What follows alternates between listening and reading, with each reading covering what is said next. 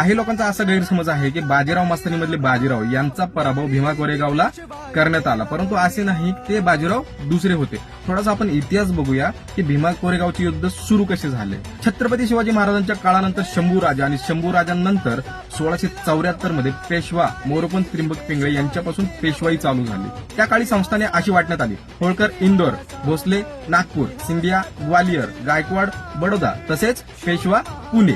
पुणे सोडले तर सगळ्या संस्थानांमधील राजधान्यांमध्ये ब्रिटिश आपले रेसिडेंट बसू शकले, म्हणजेच त्यांनी तिथे कब्जा करू शकले. पुणे काबीज करणे इंग्रजांना थोडे अवघडच गेले, परंतु शेवटी ते इंग्रज त्यांनी त्यांच्या डोक्याने एक प्रयत्न केला आणि 1817 मध्ये त्यांनी एक अग्रीमेंटवर दुसरा बाजीराव पेशवा यांच्याकडून साईन करून घेतली आणि ते अग्रीमेंट होते ट्रीटी ऑफ पुना.